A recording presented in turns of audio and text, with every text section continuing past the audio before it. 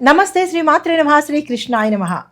భక్తి భాస్కర ఛానల్ భక్తి ప్రేక్షకులకు స్వాగతం సుస్వాగతం. 2026 జనవరి నాటి మాస ఫలితాలలో భాగంగా ఈ మాసంలో గ్రహస్థితులు ఎలా ఉన్నాయి, ఆ గ్రహాలు ఇచ్చే ప్రభావాలు ఏమిటి, ఈ ద్వాదశ రాశుల వారి మీద ఆ ప్రభావాలు ఏ ఏ అంశాల మీద పడతాయి, ఎలాంటి సూచనలు పాటించాలి, ఎలాంటి మంత్రాలు చదవాలి, ఎలాంటి పరిహారాలు చేసుకోవాలి అనే అంశాన్ని సవివరంగా తెలియజేసుకుంటాను.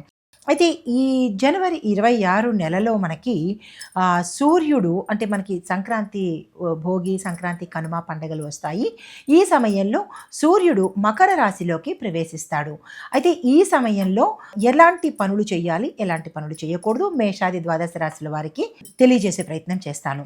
2026 జనవరి నాటి మాస ఫలితాలలో భాగంగా సూర్యుడు ధనస్సు నుంచి మకరంలోకి మకర సంక్రమణంగా జనవరి 14వ తారీఖున సంచారం చేస్తున్నాడు.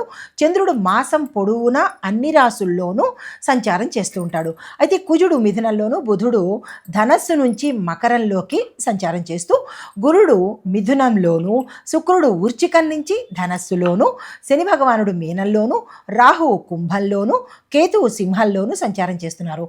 ఈ సంచార ఫలితాలు దేని మీద ఎక్కువ ప్రభావం ఉందంటే కనుక ధర్మము, కర్మ, బాధ్యత, భవిష్యత్ ప్రణాళికల మీద ఎక్కువగా ప్రభావాన్ని చూపిస్తోంది ఈ మాసమంతా అన్ని రాశుల వాళ్ళకి. తదుపరి రాశి కన్యా రాశి. ఈ రాశి వారి యొక్క ఫలితాలు విద్యార్థులకు ఇది చాలా ఎక్స్ట్రాడినరీ మంత్ అనమాట. మీకు అదృష్టం కలిసి వచ్చేది, బంగారు కాలము లేదా స్వర్ణయుగము, స్వర్ణకాలము అంటుంటాం కదా, లక్కీ డేస్ అంటుంటాం కదా, అలాగా మీకు ఈ మాసం అంతా చాలా చక్కగా ఉండబోతోంది. ఎవరెవరు ఏ గోల్స్ పెట్టుకుంటారో, ఎవరెవరు ఏం చదవాలని అనుకుంటారో దానికి సంబంధించినటువంటి ప్రయత్నాలు ఈ మాసంలో చేసుకోండి. అస్సలు వృధా చేసుకోకండి స్టూడెంట్స్ ఎవరు కూడా.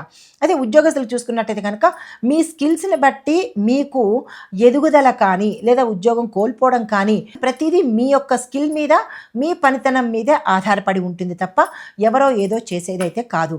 కాబట్టి చాలా అప్రమత్తంగాను డెడికేటెడ్గాను చేసుకునే ప్రయత్నం చేసుకోండి. అయితే ఆర్థికంగా చూసుకున్నట్టయితే కనుక పెట్టుబడులకు చాలా చక్కని సమయము, పెట్టుబడులు పెట్టుకోవచ్చు. సేవింగ్స్ కూడా పెట్టుకునే అవకాశం ఉంది. మంచి లాభాలు రావడము, ఇన్కమ్ అంటే రిటర్న్స్ పెరిగే అవకాశము ఎక్కువ శాతం కనబడుతోంది. లాంగ్ టర్మ్లో మీరు పెట్టుబడులు ప్లాన్ చేసుకోవచ్చు.